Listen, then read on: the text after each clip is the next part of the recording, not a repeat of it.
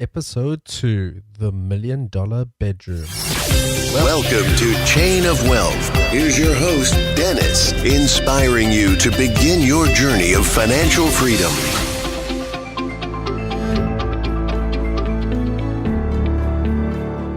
Hey Chainers, and welcome to another edition of Chain of Wealth.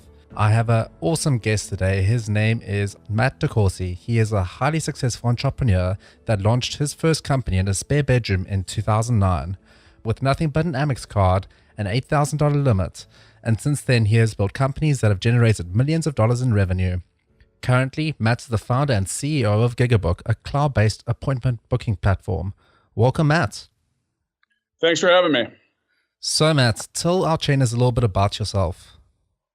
Well, you kind of mentioned my professional story there. Other than that, I am a father of 2 children and a husband of a lovely and very patient wife. I'm located in Kansas City, Kansas, and just kind of busy doing my thing every day.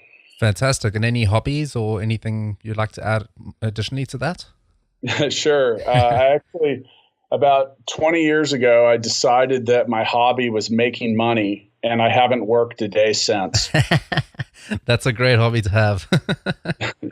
I tried a lot of other stuff, and it just wasn't really working out the way I needed it to. So I kind of settled down at that, and it's been great. Yeah.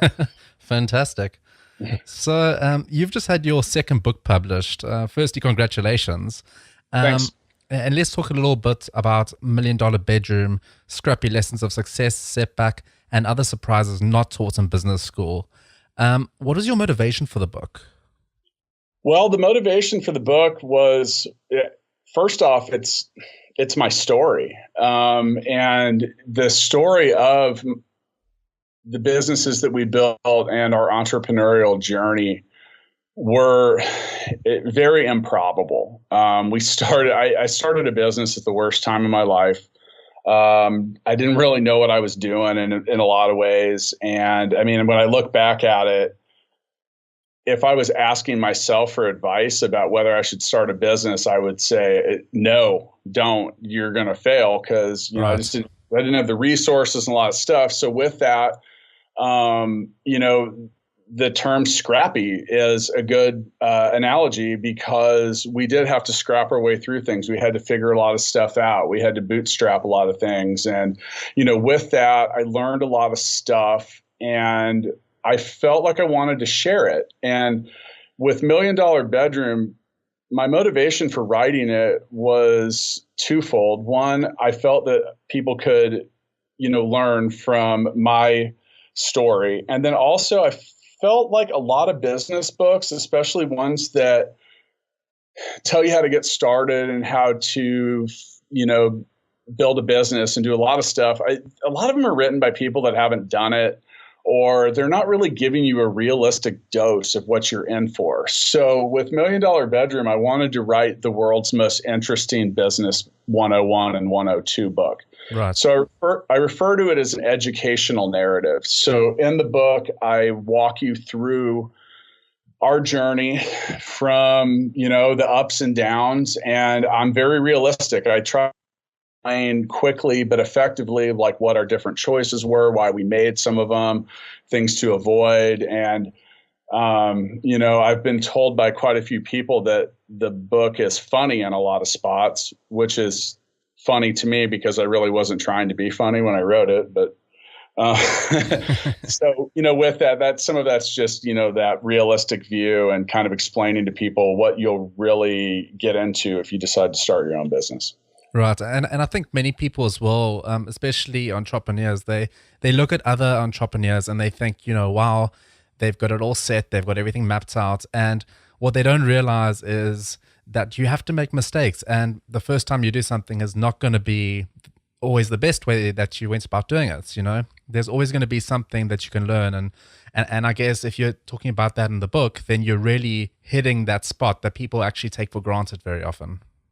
Yeah, I think that I'm doing you more of a service as a purveyor of information if I tell you what we did that failed colossally. It's pretty easy to look at success and say, oh, sure, that's where we want to be. But how about telling me the things that are going to keep me from getting burned or losing money or wasting a ton of time? Yeah. So, those are, important. And when you're, still new as an entrepreneur or a business owner, or even just a business person, or it's difficult to sometimes look at failure and say, hey, I can learn from this, or this is okay. And, no, I don't think anybody wants to fail, but if you learn how to not make it a totally negative experience and turn it into something that vaults you forward, it can be very powerful. Right. Katie and myself actually attended an event in DC probably about 2 weeks ago. It was called F Up Night, and they literally went through 3 different entrepreneurs, and they just spoke about what they did wrong. And, some of the businesses were already successful, and they've went and got, like a contract for $2 million with Whole Foods. And, it's actually started in a much smaller town. I forget where, but it's now become like an international thing that F Up Nights is all over the world. And people just get together and hear what works and what doesn't. And I think it really helps people, seeing that it's okay to make a mistake. Yeah. So how long did it take you to complete $1 Million Bedroom? That's a good question. And I published 2 books in a matter of months. I wrote them both at the same time. Wow. It was kind of odd. And, I had a couple people ask me, like, how'd you put out 2 books in such a short amount of time? It didn't take me long to write $1 Million Bedroom at all. The reason for that is it was my own story.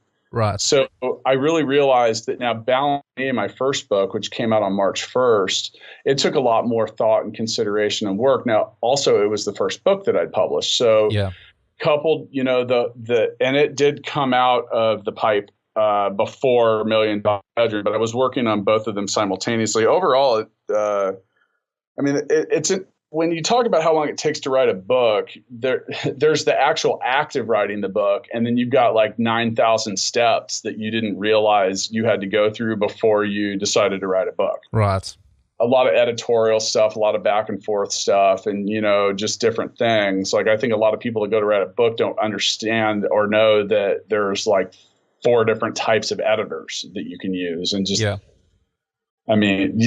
overall, less than 6 months, but probably in my realistic time, it was probably done in 2 or 3. Okay, cool. So, what was your favorite part of writing the book, or your favorite chapter as such? My favorite part about writing a book is finishing it. Honestly, it's funny because I don't really consider myself to be a writer, but there's I've received a lot of really positive statements and compliments about my writing, and I think it's because I'm not focused on being a writer. I'm just kind of like telling my story. As far as the book goes, I wasn't kidding. Finishing it is the best part. But I think in the beginning, if you unchain yourself as a writer and you just let everything come out, just get it out of your head and onto that. It's not really paper anymore. It's more like, a laptop and Microsoft Word. Yeah. But that purge, just getting as much of it out of you as fast as you can.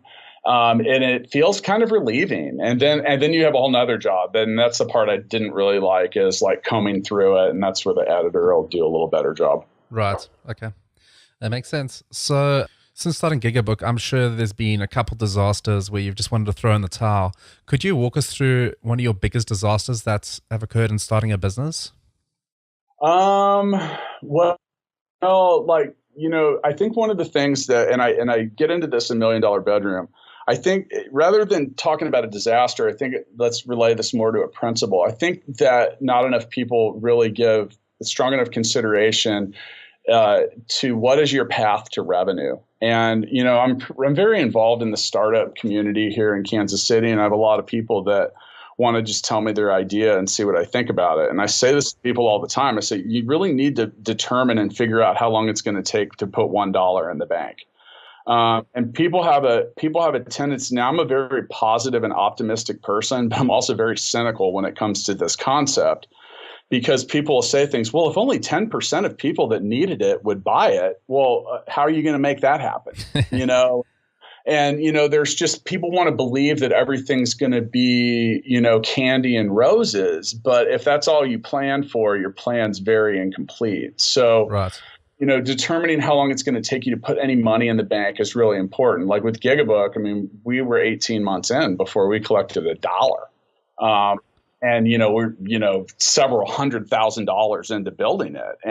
But we realized that was going to be the case. We anticipated some of that, not all of it, but some of it. So, yeah, I think that's probably the best thing you can learn. And maybe the lesson that kind of sticks out to me over the course of things. I own more than one business, so I've learned this lesson a lot over the last 10 years. Right. So in essence, just sort of taking a step back and saying, right, even though I have this idea, how long is it actually going to take for me to make a single dollar? And how am I going to grow it from then on out? And can I afford to get there? Yeah. and what's going to happen if this doesn't go anywhere near the way that I planned it to? So, some people say when you're planning, take what you think you're going to need and double it. I say you should triple it. Yeah. So, and that's just because what happens is that stress and that anxiety of running out of money and being at the end of your runway is going to hamper your ability to even do a good job. So it's pretty important. And also, I think another thing too is give a lot of consideration to who you're doing business with, meaning who are your partners? Are they going to put in as much effort and energy as you are? Are they, there's a lot of different things. And I tell people it's easier to get rid of your wife than it is to get rid of your business partner. And it's true, so with that, I think a lot of people, when they don't know any better, they start throwing around equity and doing a lot of stuff. And it's not really based on any logic. I've seen people give me pitches and change their own ownership percentage amongst themselves as principal owners right there at the table in front of me. I'm sitting there thinking, wow, that's amazing how you guys just had a 30% change in principal ownership there. So it's almost like watching people at the casino just throwing money around. That's almost more logical. Yeah. Okay, great. So what advice would you give to someone that's just starting out but doesn't really have a huge amount of money? Would you say that there's any free or cheap resources that they could make use of? Oh, wow. They're endless. We're in the age of freemium. Yeah. And, I didn't get this as much 10 years ago when I was starting my businesses, but man, everything's got something free now. And, you get what you pay for in a lot of regards, but my God, it is just the information, the knowledge, the access, and just everything. I mean, you can take something before we started the interview, we were talking briefly about LinkedIn, just the ability to potentially be heard by a decision maker with that kind of direct access is amazing. Now, that being said, it's not as easy as just sending a message, but man, you could really piece together a lot of stuff. And there's a lot of starting any kind of business or enterprise with no resources is you're immediately climbing uphill. But we did it with $1 Million Bedroom, in that story. But, along the way, there's a lot more that are going to die on that trail than are going to survive.